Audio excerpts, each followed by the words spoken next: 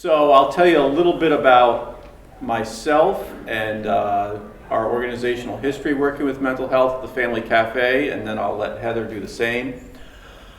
First of all, you'll notice that I am wearing a chef coat. I am the program director at the Family Cafe. I've been there since 2005. So this is actually my 11th conference. Typically, we don't lead sessions ourselves here at the conference. We have other people, presenters, we come to do that. This is the one exception to that. So a couple things that we have going on as an organization involving mental health that are interesting, and I'll tell you about really briefly. Starting in 2010, we got a couple of grants from something called SAMHSA. You guys know what that is? Okay, Substance Abuse and Mental Health Services Administration. It's a federal agency. So they have a series of grants called statewide family network grants, basically the point of which is to support state-based organizations where families of people with mental health needs are running the organizations. So we have that grant here in Florida, and we've had that since 2010. A lot of the stuff we do through that grant goes on here at the conference, including the mental health track that we have, and we also do information and referral. And the other thing that we do involving that grant is that we are involved in a lot of, in the Department of Children and Families' effort to implement their system of care grant here in the state of Florida. There's a big mental health component of that, so we're involved in that. And then we also have another grant that's a national grant to operate something called a Technical Assistance Center. That's for adult mental health, and that's sort of interesting in that what they do is they have 5 of these types of grants in the country, and they ask you to go work with organizations in states that they assign you.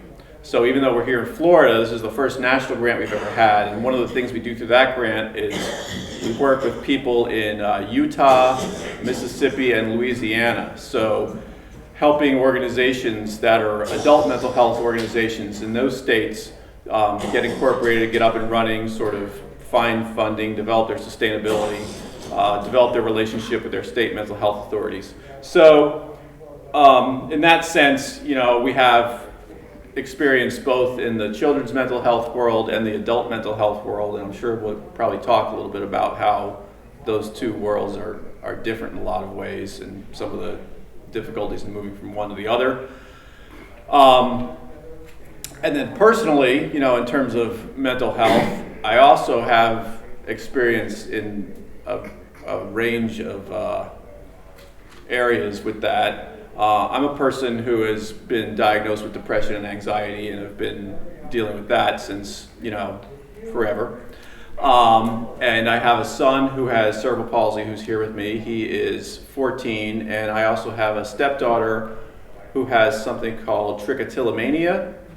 If you're not familiar with it, it's sort of a cousin of obsessive compulsive disorder, and it involves pulling your hair. So over the course of this last year in school, she's gone through a lot of hair. And that's something we're dealing with as a family right now. So you can kind of get a sense of, as an organization, what Family Cafe is doing with mental health. We've tried to put a little bit more emphasis on that area as an important part of the whole disability world over the last 5 years, and then, you have some context about where I'm coming from personally. And I've invited Heather here to help me lead this session, and I'll let her go ahead and introduce herself at this point. Sure. I'm Heather Hawk, and I'm what's called a peer specialist. That means I'm an adult with mental illness, and I assist other adults with mental illness and families with mental illness. I'm also an ADA coordinator, so that means I know how the Americans with Disabilities Act applies in different situations to protect the rights of people with disabilities and prevent discrimination, especially when it comes with service dogs and mental health and access to programs. I also work on the statewide line. It's called CLEAR, and we're open 8 a.m. to 8 p.m. 7 days a week, and anyone in the state can call to get mental health resources, supports, and services. So I do a whole lot of different things in different arenas. Now, I am the adult with mental illness, but I also have a 16-year-old son who has autism and mental illness. He has the whole alphabet soup, so we've been just about any and everywhere and done everything. So I can't always help my son, so my goal is to help everybody else. Cool. Okay, so what do you want to do format-wise? Should we just open it up? I mean, like I said in the beginning, this is not a one-way presentation. This is a group effort. So if you're in here, you get a lot of responsibility, and I'm going to call on you individually and freak you out, hopefully. So, we're here to talk about mental health, things that are going on out there in the community, issues, questions, things we can help each other with. So let's just open it up. Sure. Can you or Heather talk a little bit about how effective mental health courts have been around the state? Are you familiar with any of the counties that have instituted mental health courts and how they've been working? We have one in Marion County. I think we just lost our funding, so it stopped, but while it was going, it was very successful. Well, I'll go first. And you can Do you want to tell people what it is? Yeah, that's what I was going to start with. I mean, are you familiar with mental health courts generally? Okay, some of you are, some of you less so. So you might be familiar with something called drug courts. Basically, it's a similar concept. If you look at nationally what's going on and sort of big global trends in mental health, one of the things that is a problem in communities throughout the country is that people with mental health needs are involved in the criminal justice system at a really high rate, a disproportionate rate. As you know, if you look at sort of the history of how mental health has been dealt with in the country, there was a great movement towards deinstitutionalization in the 60s, right? And the concept behind that was that instead of having people institutionalized in this sort of debilitating setting, we're going to put them in the community so they can be part of the community and live successfully. And of course, the problem was we figured we'd put all these people out here in the community and close these institutions. But in order to have that work, you have to have sort of robust supports in the community to help those people succeed, right? So because it was seen as a way to not really spend a lot of money on mental health anymore by closing institutions, you ended up with a big population of people with mental health needs who are just out there without the supports and services they need. Then when they have crises, people will end up calling the police, and then they get involved in the criminal justice system. So now you kind of nationally have this situation where the proportion of people with mental health needs in prisons has risen dramatically, and in some sense, the criminal justice system has sort of become a de facto institution, if you will. And of course, one of the big problems is if you're a law enforcement officer or a corrections officer or a prison system in a state, you're not equipped to deal with people with mental health needs. You're equipped to run a prison. So you have this mismatch between what the population's needs are and what they're offering. So one of the concepts, getting to the mental health court thing, one of the concepts in order to sort of help this situation work a little bit more productively and to kind of prevent these adverse situations between the criminal justice system and people with mental health needs is when we have somebody who has committed a crime or been arrested and we send them into the court system, instead of having them go to the one court where all the offenders are treated equally, you have special courts that are devoted just to people with mental health needs. So in addition to having your lawyers and your judges, your prosecutors involved, you have people with expertise in mental health. Ideally, you have somebody like Heather, somebody who is a peer, somebody with lived experience, which is a term we use in the mental health world. Somebody, in other words, who's been there and done that themselves. And they can talk about, why did this crisis happen? What can we do to help support this person living in the community? What can we do to help their mental health recovery?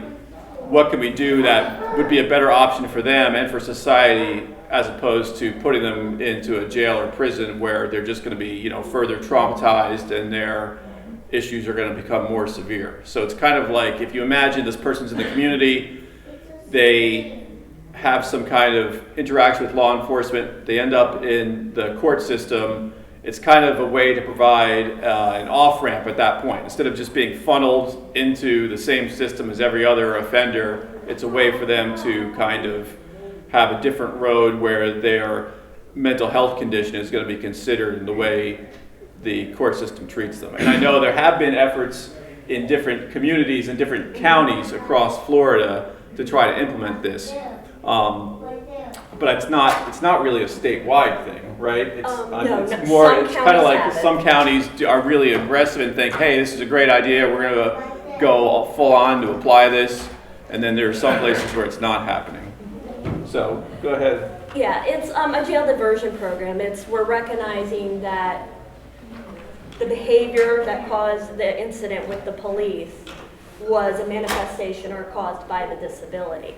So we don't want to get you in jail. We want to get you the help you need, right? We don't want to punish you for having a mental illness. They're throughout the state, but not every county has them, and the criteria in counties are different. Some counties, it can be felony charges, and it can include violent crimes, and they put a lot of robust services in. And other counties, it has to be a first offense misdemeanor. So it varies immensely on what they provide and who can qualify. The biggest challenge is most people never find out about it. Right. So if anyone ever gets arrested or is involved with the police, the first thing you want to do is go to that search engine, that Google, and type in mental health court in that county and see if it's there. I remember reading an article about it. I can't remember which county it was, where they have a really strong program and it was highly successful. It might have been Miami-Dade, I think, right? It's Miami-Dade or Broward. They have a judge that's absolutely on board and just puts resources in place. Right, and that was one of the things in this article, was that this judge had sort of encountered this idea of the mental health court, and also sort of discovered what the role of trauma was in these behaviors. One of the things that people talk about in mental health is that, every piece of behavior has a reason behind it, right? People don't just act out of nothing.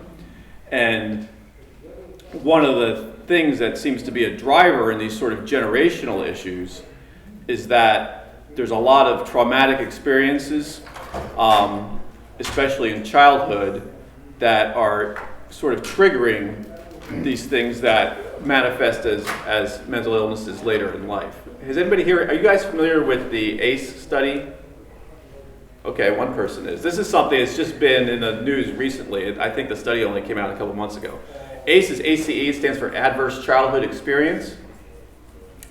And what this study basically found was that there was a really high correlation between trauma and certain sets of specific experiences in childhood. They had, when they did this study, they came up with a list, right? So it was different specific things, does your parent have a mental illness? Was there domestic violence in the home? Was there substance abuse in the home? And, they came up with this list of, 8 or 10 things. And they essentially were able to develop a scale where the more of these things you experience as a child, the more likely you were to have some kind of mental health related behavior manifested as an adult. So this judge in Miami-Dade, who is kind of leading the charge about creating this mental health court, she read the study and it was a real eye-opener for her. Because one of the things about mental health that's sort of been changing and is in flux right now is people are coming to realize that, as opposed to it just being something that's biological or pathological or sort of like in a sickness model, if you will, that people's experiences are a major factor in creating these situations. So in order to effectively understand where these behaviors come from and to address them, you have to understand the role of trauma in that person's life. And I know Frank is nodding back there because he's well versed in trauma-informed systems of care. And the whole idea of us creating a system that's trauma-informed is something that's really coming to the forefront now in mental health. It's that question of what happened to you. to find out and work through it and realize that a lot of people with trauma issues may have a mental illness, but if you work on that trauma and treat the trauma, the symptoms may decrease and things get a lot better once the trauma is dealt with. Right, and one of the things, like for example, the mental health court and the whole criminal justice system, one of the problems that exists there is that you essentially, if you take somebody who's experienced childhood trauma, right, and has some kind of mental health situation that's been triggered by that childhood trauma, and then you put them into the criminal justice system, you're essentially re-traumatizing them. So on the one hand, the notion of correctional facilities, the word correct is in there. You think you're going to help the person, they're going to come out better. But if you're putting them in this situation that's kind of threatening and scary and adverse, it ends up making the whole thing worse, and it kind of snowballs, and you end up with people who have a high rate of recidivism, and essentially become inmates for life, because instead of trying to look at what their adverse childhood experiences were or why this behavior happened in the first place and deal with that original trauma, you're doing the opposite. You're taking somebody who's been traumatized and you're traumatizing them again, and you're just going to exacerbate that behavior. So the whole concept of the mental health court is trying to stop that cycle at that point where they become involved with the criminal justice system. And I saw a really cool article the other day. There's a lawsuit right now to bring trauma-informed care to the school systems throughout the country, because trauma impacts everything in your life, and it does impact your education. So they want trauma-informed cares in the schools. So yeah. Okay, I've been talking too much. I started off second. There you go. Okay, that mental health court sounds like a great idea, but are there any safeguards in there to keep the system from being abused? Because I would look at it as a very good opportunity for any lawyer to try and squeeze their client through when they really don't have mental health issues, but it's an easy way to get them out. Is there any kind of safeguards in the system to absolutely, and it's do for you very have a specific. documented history of mental health? They go through. You meet with peer specialists. You meet with doctors. You meet with therapists. It's very. They have set procedures. I can't just So it's walk hard in to and trick say. the system.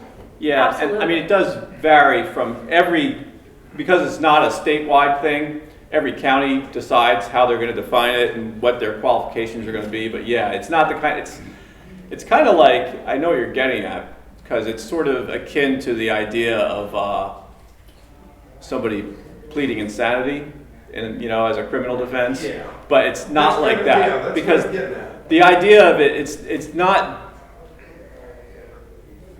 it's not just about whatever the offense was that person committed. It's kind of like the whole model is saying, if we have somebody who has gotten to the point with their mental health that they're in crisis all the time and they're having these adverse interactions with law enforcement, what can we do to get that person into a better place and start dealing with the root issues that are causing the behavior instead of just looking at the behavior? Well, and if they have a documented mental health history, that's documented through doctors and going to appointments and things like that, that's pretty obvious that that's probably the way they would want to try. But then you've got lawyers that are going to try to say, oh, well, he's just been diagnosed with bipolar or So something. there's normally like one judge that does it in each county. So these are experienced and trained judges. They know what they're doing.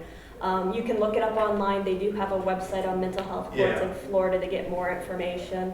But it's not something you'd want to abuse. I mean, you're going to be going to treatment and support groups, and It's more work in a sense, I mean, yeah. this is Yeah. for someone that wants to turn their life around and get help. It's not just, hey, we're going to take away the charges. But and I move do on. know that the prison system, once you get in there and you are documented having mental health issues and you can be on medication, it's damn near impossible to get those inmates in medication once they're in the system. Took me 11 months. No. Right. Yeah, well, I mean, that kind of speaks to the fact that mental health courts and that sort of approach to criminal justice is certainly much more the exception than the rule. So the way the system operates, they are, the mental health court and looking at trauma as a root cause for behaviors is something that's new and unfamiliar. So I don't think that it's not as if they're going to have, 90% of the people who are being prosecuted are going to go say, oh, I'm going to go to the mental health court, because that's not the way the thing is built in a sense. You know what I mean? Unlike the issue, like the whole insanity as a criminal defense, as a sort of a strategy, that's something that can happen within the context of just the regular court system.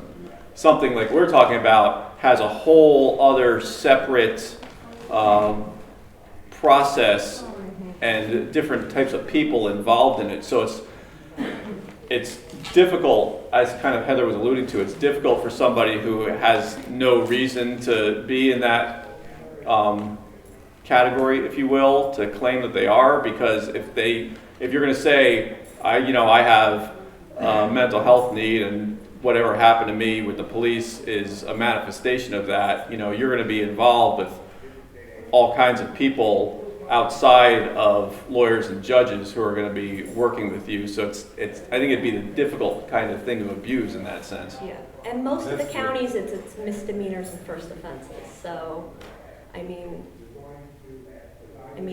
it may have been 30 days in jail or go through this 6-month program. It's an alternative, and it's keeping people out of jail and getting them the services they need. So it's a great program. I don't think there's been much abuse. I mean, you can look it up on the website. There's a judge that publishes papers and stuff. So the information is out there. What are other type of interventions and supports that are used in the mental health course? It's going to depend on the county. A lot of them have them go to like NAMI peer-to-peer trainings, Okay. support groups, peer specialist involvement, intensive outpatient, medication management requirements. Mm-hmm. They may be required to have employment, live in a certain area. It depends on the court though. Is that information available online as well? You'd have to look at the individual county. Yeah, and they Yeah. a lot of them don't have much information. Can you recommend the county to go look at it? St. Lucie County has a mental health court. They said Miami-Dade does I- from Right. St. Lucie County. St. Lucie. St. Lucie County definitely has a mental And health it's either Miami-Dade or Broward that has a really robust one, so. Yeah. And, there is, typically, they're going to involve some kind of mental health professional, be it a psychologist or, a psychiatrist, as at least in an advisory capacity. Sure. Sometimes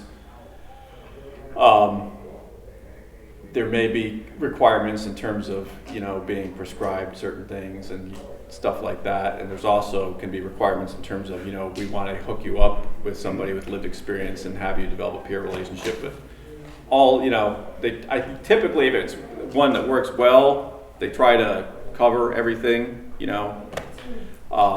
from all the angles, because as, I think, at least speaking for myself, I know from experience, if you just, say to somebody, okay, take this medication or you're in trouble and don't come back in 6 months or whatever, that's not really a helpful approach. So one of the concepts behind the mental health court is they're trying to create a system that engages people in a lot of ways and supports them on an ongoing basis. You know what I mean? So you'll see it varies from county to county what types of people are involved and how it's structured, but generally the idea is to have more of that ongoing support network so the person's not just going to be out there on their own, It's that focus on recovery. Yeah. Is your hand up? I hope so. No, it's not. All right, different subject. Got the phone? Yeah. Different. All right. Okay. I heard a couple years ago, rumor of maybe a mental health or a med waiver mental health program. Was there anything about that somehow? In the state of Florida, Yeah. we do have, if you're on Medicaid, one of the managed care plans is a specialty mental health plan, which does offer more services and more supports and more doctors and peer Right. specialists. And that's- throughout most of the state, of course not where I live. But that's about as close as we're going to get. Now, Georgia, yeah, they've got it.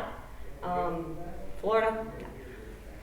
I was at a provider meeting a couple of months ago, and Florida's supposed to be doing a pilot program with mental health and with APD, so that if a family's in crisis, instead of them going to Baker Act receiving units, that they're going to be looking to have community mental health workers that will work with the family. So that's supposed to be coming. But that's for the dual diagnosis.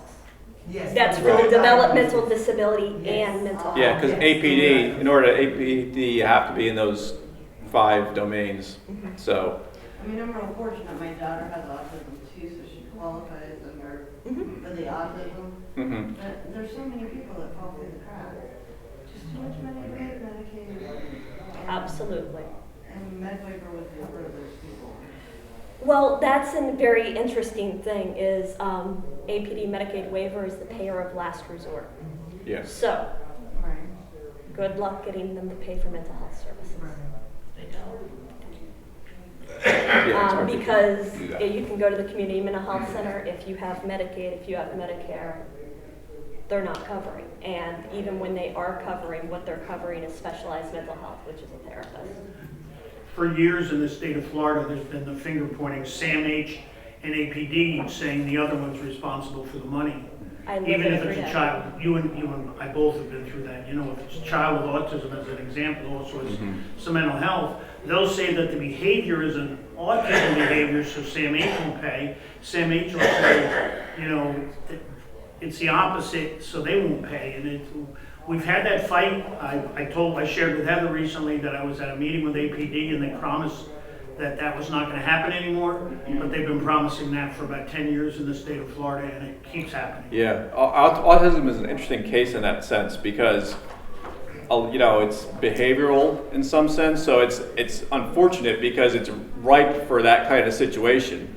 And it's one of these issues where the fact that you have these sort of silos between we're going to treat developmental disabilities, we're going to treat mental health, and if you have autism as an example, or you know any other number of neurological things going on, you know that are in some sense mental health related, and in some sense are your traditional disability, you get into this situation where if the system is the type of system where you have to have a certain diagnosis in order to fit in and get paid, you know, get paid for, you end up with that finger pointing.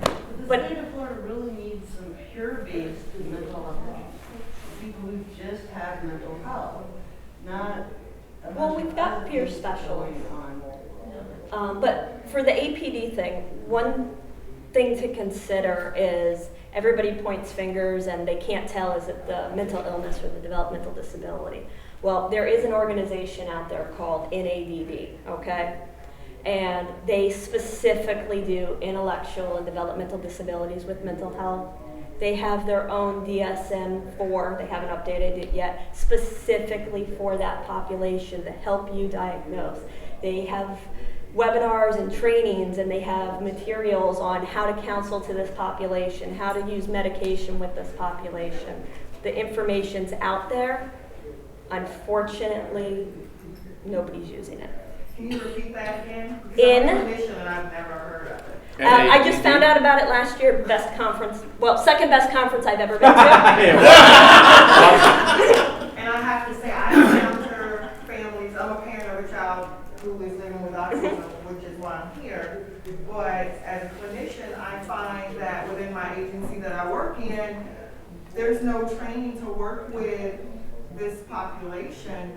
And within my agency, because I'm a parent of a child, they, you know, will try to push those cases towards me. Then I meet with families, see what the issues are. And then sometimes it is a true issue with the disability and not with mental health. So I'll link them up to ABA services and things like that. But there is no training. There are no They have it. clinicians I know. trained in my area to work with. Oh, I know that is, can be. And it's N for National A Association, and then DD. It used to be dual diagnosis, but so it's just NADD, kind of like the ARC. But they even have training curriculum for direct support specialists. you know, the people that work directly with the population on how to work with the dual diagnosis. Can you say that one more time? International Nope, NADD. NADD. They're great, they have an annual conference, tons of information. And that stands for? Well, it used to stand for the National Association of Dual Diagnosis, but they're international now and it's more than that, so. I'm going to Google it right now for the benefit of the group. It doesn't say on there. There's been a mental health pilot program that started, and my daughter was 18, she's 30 now. She didn't initially enter that program, she is in that program now, so she could say a lot more about Are it. we talking self-directed care? Yes, that's a mental health program. She has the referral information for that. That serves Lee, Collier, and Duval. That's it, though. What is it? Self-directed care. It's through the Department of Children and Families. It's an alternative. You take the funding that would have gone to like the community mental health center, and you have a recovery coach work with the person with mental illness, mental health, to find out what will help in their recovery Right. and what they choose in their recovery. Yeah. If you don't want to see a psychiatrist, you don't have to spend your money on that. You don't have to spend on medication or anything like that. I went and took a small business course. That helped in my recovery. New clothes to go to a job interview helped in my recovery. Computers sometimes, like I joined the gym and that kind of stuff. And that's how I decided what helped in my recovery. Yeah, it's kind of like a money follows the person model, as opposed to you have to do X, Y, and Z. They say, okay, if we were to serve you in the X, Y, and Z model where you had to do all these things, it would cost us this much. So instead of doing that, we're going to empower you to make some decisions for yourself. And I think one of the benefits of that type of approach is that as opposed to having somebody in this sort of passive role where you're just telling them you have to go jump through these hoops, having that person engaged in making decisions about what they're going to do for themselves, it sort of is part of the recovery that's as valuable as any of the other things they might choose to be do, you know, whether it be go to the gym or take some course or what have you. Go ahead. Yeah, it's along that line on NPR on the People's Pharmacy. There was a psychiatrist that wrote a book, 6 Ways to Get Rid of Depression Without Drugs. And I know one of the ways, I mean, there was nutrition and exercise and the regular ones, but one of them was to have some meaningful activity that they like to do, that was really great in getting rid of depression. And he brought out how like Prozac or some of these other things can cause personality changes, and they actually, after 3 months, the percentage of people that it really helps was very low. Now, there's, but along with taking something, there's an organization in Canada called True Hope, and they have Empower Plus that is written up in Discovery Magazine that helped 80% of people with bipolar, and they it's nutrients, and they help you get off of medication, and you're onto this now. You can call them up every day of the week if you want to, like I can't sleep, and they give natural type things to do, and have had great success that way. So I think there's a lot of information about some medications causing mental problems. Yeah, and that kind of ties in with the whole conversations that we've been having, because if you look at the criminal justice system and you look at, the medication issue and you look at the way different state systems pay for things and how they categorize people, one of the big trends is towards the idea that looking at mental health through this lens of disease or sickness is not really been successful. So, people may choose to use medication and it may be beneficial for some and not for others, but those 6 things you're talking about, those are really the things that are going to make the biggest difference. Having a sense of purpose, having social connections, having a meaningful role in their community, you know, if I don't have them all memorized, but I'm familiar with what you're talking about because I think I probably heard the same thing. But, and the whole idea of having that self-directed care model relies on the same idea. You know, if I empower this person to find things in the world that are meaningful to them and to organize their life around that, they're going to have a lot better outcomes than if I just say, okay, this person is sick, so they need to go to this doctor and take this medication, and they'll probably get better, or maybe. You know, mental health is sort of unique in that it's so deeply interwoven with everybody's individual experience. You know, that's one of the things that's kind of the line you see when people talk about mental health. You know, mental health is one of those things where everybody has mental health. You know, maybe not everybody has a mental illness, quote unquote, right? But mental health is part of everybody's experience of life. So looking at people's experience of life and what creates quality of life and what creates meaning for people is really an essential component and is just as important as any of the sort of biological based, you know, medical approaches to looking at these issues. So thank you for bringing that up. I know Heather's nodding because she agrees with me so much. Absolutely. Yeah. Along that same line on PBS, it was a year ago, July, they had this doctor, scientist, psychiatrist from Iowa who was doing this study, if I can remember the title, of the creativity and vulnerability of those labeled with mental illness. And she was doing this study with all these writers and all these people with, you know, musicians and poets and artists that that were labeled bipolar, that went into this place of the spirit, and that's where their creativity came. And that actually it was not an illness, it was a misunderstood ability. You know, that was misunderstood, that people should know how to support those people, because when they're in that, you know, they're bringing down, you know, the Barber of Seville from the Spheres, they're not very able to be cognizant of everyday earth type stuff. Right. And so to understand that, but that was a study, and it was written up also in the Atlantic Monthly. That kind of goes along with, and Sam's has been a supporter of it, is first psychosis programs. When somebody has their first psychosis, instead of, you know, putting them in the hospital and throwing medications at them and stuff like that, you know, supporting the person, meeting them where they're at and working through it.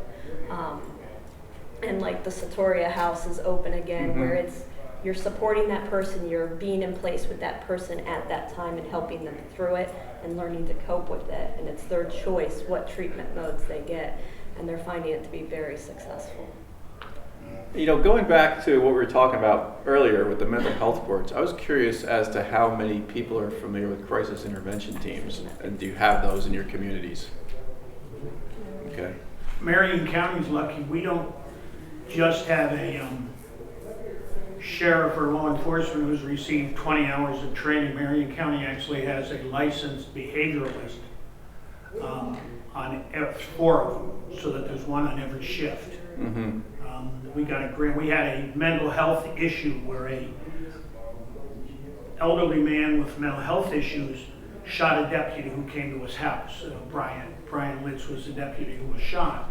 And our sheriff at that time said, I never want this to happen again, but I also don't want to shoot people with mental illnesses. So he reached out and got a grant. That's been, 15 years. And we have still managed in our budget every year to have it, where we have a licensed behavioralist. They're not deputies. They can't carry weapons. Right. They are sworn. They just are not deputies. They're we call them crisis intervention specialists, CISs, and they will not respond without a LEO with them. So there is a law enforcement on site, but when they're there, they're in charge of the situation, and except for safety issues. Of course, the LEO is in charge of safety But issues. do you have CIT officers as well? What's that? Do you have CIT officers as well? No, actually, we don't do that training anymore because we have one of these on every shift. So they're doing that instead, That basically. they go instead of we don't have the CIT officers because we have a licensed mental health professional on every shift. I don't know how I feel about that, because in my county, we're working on every officer being trained in CIT. And I shouldn't say that. Our officers still may receive CIT training. It's just you don't hear about it anymore because the CIS people respond to everything. Yeah. We actually have a crisis intervention officer in Cape Coral because here about a year back, I was looking for resources, and I don't think I got it from Heather, but I think I got it from something Heather referred me to. And what was really nice about the crisis intervention officer was, it was her, she was very willing to work with me as the husband to direct on which way is a good way of going. And we ended up not using them because in our county, our only intervention was a Baker Act, and nothing else available. And the place that they wanted to Baker Act her to, I absolutely positively refused for her to go. But it's just a horrible, horrible place. So the purpose of the officer is not to put resources in place, unfortunately. The purpose is they are trained on how to respond, how to notice, how to evaluate, so that they respond appropriately. If somebody's walking away from an officer, they may think they're not responding and they're being defiant. Or if they're walking at them, they may think they're being aggressive. But these officers have the training to understand, wow, there may be something else in play here, and how to respond to that. And that's what they're great for. And in Cape Coral, almost every officer is trained now. And one thing I say is, if you have to call 911 because it's a danger to self or others, on the phone, always request a CIT officer. Make sure they know that the person has a mental health issue and that you're requesting assistance. And make it clear. And keep telling them when they're there, no, this is a mental health issue. If we have to do something, I don't want an arrest. If we have to do something, let's do a Baker Act to help them get help because this is what's causing it. Yeah, I mean, unfortunately, there have been a lot of really negative instances that have been, gotten some media attention, not in Florida and other states. There's one that happened in Cleveland in particular that was somebody called the police for help with their family member, and, the officers were going to drive the family member to some mental health facility, and they told the individual who is having the crisis that in order for us to take you there, you have to get in the back of the squad car and we have to cuff you because that's procedure. And of course that, the person was like, I don't want to get in the car. And then the officer escalated the force, and essentially the person with the mental health problem ended up dying as a result of this interaction with the law enforcement. So the idea behind CIT is that most officers who are out there in the street, they're trained to use force in a certain way to maintain control of a situation, and their model is about sort of escalating the degree of force they need to use in order to maintain control. And unfortunately, because people with mental health needs can be triggered by that kind of stuff, a lot of them have dealt with trauma previously that's at the root of their mental health issues.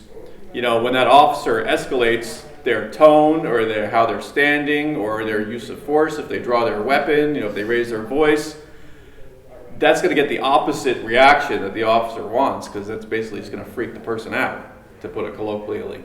So what about CIT is about in a lot of the ways is kind of trying to train officers in how to de-escalate those types of situations. And if you think about, we were talking about mental health courts earlier, it's part of the same arena, but it's kind of like further downstream. It's like the sooner you can have this person who's having this crisis, the sooner you can have their interaction with the system be appropriate to whatever their experience or their issue is, the better you're going to have the better outcome you're going to have, and the fewer sort of adverse outcomes where, you know, tragedies happen or people get re-traumatized. The less often that's going to happen.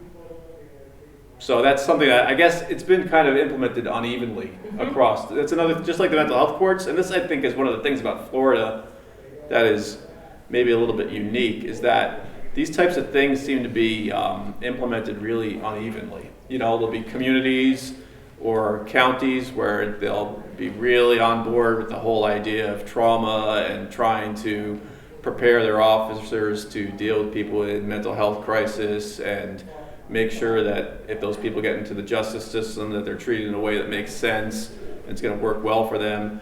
And then there are other places where they're more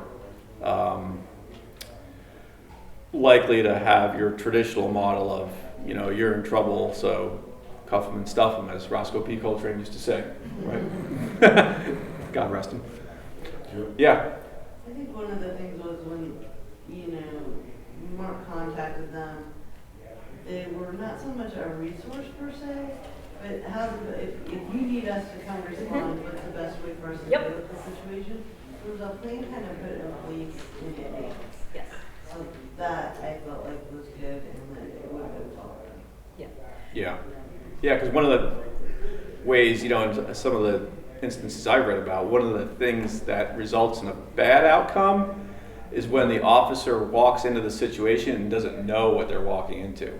So they walk in and they see somebody behaving in a certain way, and they sort of determine that it's threatening, and so they escalate their use of force, and then it kind of snowballs and ends up badly. You know, the more the officer knows going in, and the better prepared they are in terms of training, the less likely it is to have that kind of thing happen. So, 10 minutes left. Well, I Ish. have one question. With the court system and such, is that going to be able to be used towards like the kids that's still in school and such, the mental health courts and such? When they're in the juvenile Unfortunately, justice. I have a 15-year-old daughter who this past year missed over 40 days of school. Okay. Okay. I got a call from the social worker. We're now going to charge her as a truant or an habitual offender. She's going to be sent to court. Does she have an IEP? She has an IEP. They know she has a disability? They know she has a disability. What's the reason she's not going to school? Well, part of it was her doctor's, some of it was she just woke up and would just fly out the handle and have one of those days of, I'm going to destroy everything, and no, I'm not sitting near school with 500 other people, so I would keep her home for, Yeah. I would just Well, keep her not just home. that, the McKay Scholarship. Huh? McKay Scholarship is one of them. I was looking into that, What county are you in? Lee County, I'm actually in Cape Coral, Fort Myers. Yeah. All right, my number's in the program. Okay. Call me on Monday because the school missed a lot of steps. Well, I was able to talk them out of it, and I was able to explain to them, like, because I called them on the next day, and I'm like, you realize you just did this to a child with mental health. Right, And the but lady, all of a sudden, I could hear the jaw hit the floor and the backpedaling start. they Yeah. should have put supports and services in place Yeah. to provide a free and appropriate public education, even if that meant counseling at school, behavioral support at school, providing additional services at the home. If she needed residential treatment, all of that, the school is responsible if that's needed to provide a free and appropriate public education. And they should have been calling meetings, not, we're gonna charge you. So, I'm in your county, Yeah. so. Okay. Hospital homebound, though, my daughter's been on hospital homebound off and on since 5th grade. And I think 4 hours that's, a week, right? 5 hours a week. Awesome. that's one of the, I guess, one of the big differences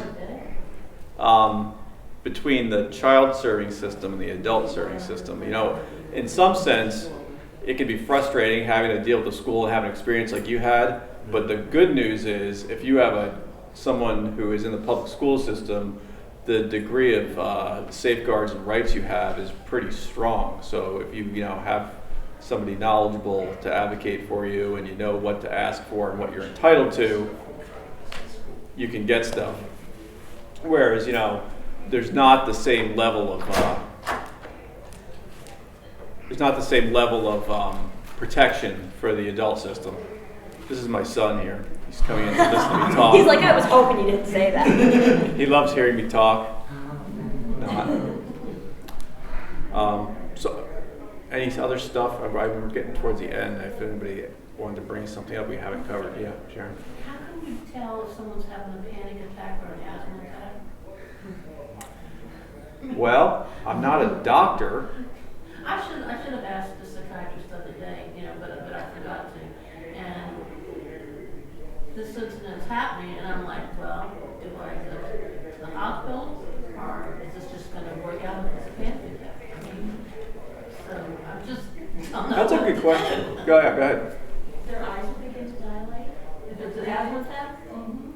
Their breathing will begin to, and a panic attack, you'll see an increase in their breathing and the rapidity of their breathing, and then they can begin to sweat. There's a lot of other things you can look for. The sweating with the know the difference. Well, she Oh, didn't the have difference it. Yeah, between she had the that two. up to the asthma because there was no sweating.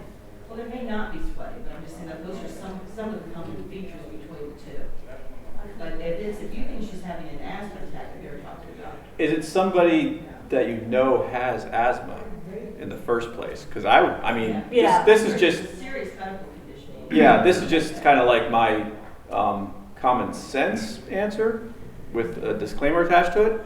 If the person is someone you know has asthma and has an inhaler, I would try having them do that. And if that doesn't work, then it's probably not asthma, right? Well, in asthma, they clearly are having a difficulty breathing. Yeah, and I think like wheezing and stuff would probably be present. And asking what you're experiencing, maybe, what's going on, what are you feeling, to work through it. But if somebody has asthma, they typically have the inhaler with them. I mean, having a severe asthma attack could also trigger a panic attack as well. Yeah. I didn't think of that. I mean, she's got one in the house, she's got one with her, but she didn't have it, we were in the living room, she didn't have it with her. So, I think that's what I'm going to remove that. Yeah. Thank you. And if I couldn't breathe, I would probably panic too anyway. So Your son had it. I could see the two going hand in hand for sure. So anything else anybody wants to bring up? Again, this is a roundtable session, not me talking, right, Heather? Aren't you sick of me talking? Jude, are you sick of me talking yet? Yes, I knew you were. Go ahead. He's only been here 2 years. Yeah, but he's been listening to me for the last 14 years. Okay, so I found that the National Advocacy, is that right? NADD? Yeah. And so how is that, so they provide training, is what you're saying, you can approach them for training. They have trainings on their websites through different agencies and stuff like that. They're kind of like the clearinghouse for all of it. They're kind of like the disability organization that supports it all. So are they a resource more for providers or are they a resource for end users or both? Both. They're actually providing certifications now for facilities that treat both. And professionals and direct support professionals. I'm going for my certification with them right now because they want to make sure that everyone's getting that level of care that they need and are qualified. But when you have a doctor that says, I can't tell if it's mental health or developmental disability, well, there's resources out there to help you do that. So they need to access those resources. So when you say you're getting certified, so is it like attending a certain number of? Yep, I had to go through a training program. I have to provide all my curriculum, all my experience, recommendation letters. I have to do a case study, phone interview. It's a full process. And then that allows you to basically say that. Gives me that credential. Okay, gotcha. You go ahead and plug yourself. It's okay. I don't know why. I collect letters. I'm just going to put fake letters after my name. But so that those people can choose who actually has the experience in training. In some areas, they really have this. We're just not catching up. Like they do huge conferences and training sessions in Canada and Europe. And it's common. We're just not there yet. So we're working on it, but they have some really great resources. If you're curious, I looked up too. You can find them online at thenadd.org. What about the alternatives conference? Do you want to mention that to somebody that may not be aware? I thought it was a real good conference. Yeah, I'll talk about it a little bit if you want. Alternatives is a national conference that happens every year in a different city. It's going to be in Memphis this year. It's held in October. It's the largest national conference by and for people with mental health needs. It primarily serves the adult population. It's one of the unique things about mental health is that sort of the children's mental health world, the adult mental health world don't always play in the same sandbox. So alternatives is the adult mental health world. The concept behind it is that as opposed to having a conference where you have a bunch of experts come in and say this is what you need to do for your patients, you have the patients, quote unquote, they don't call themselves that anymore, but you have them as the presenters, right? So it's a national conference. It has a whole bunch of sessions. They talk a lot about mental health recovery. They talk a lot about peer support, which is, if you don't know about what peer support is, I encourage you to go look that up and learn a little bit about it. Essentially, the idea behind peer support is that people with mental health needs are the experts in their own experience. So somebody who has gone through a mental health challenge has a unique ability to connect with another person that's going through the same thing and can help them work through it, help them find their own path to wellness and recovery by kind of being their guide and helping them find what works best for them. It's a different model than your traditional medical model in which the provider is the expert and the person with the mental health need is sort of the passive recipient.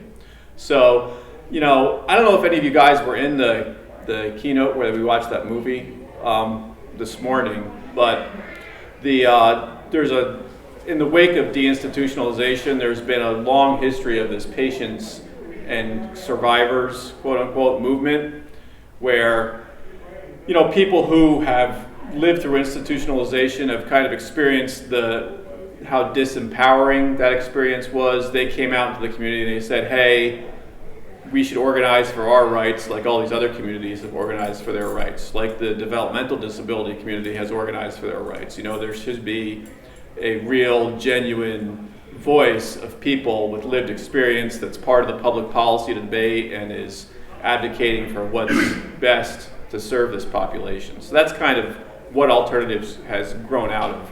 I guess the first one was probably in the early 80s. So it's been around for about 30 years. And we go through that, you know, I mentioned at the beginning, we have the TA Center grant, we work with other states and stuff. So we go to that event every year in that capacity. It was actually here in this hotel last October, coincidentally. All right, well, thanks everybody for coming. It's now 2:29, so you can be free or you can spend the last minute yelling at me. Except you. Thank you. Thank you all for coming. Thank you. Thank you. Thank you.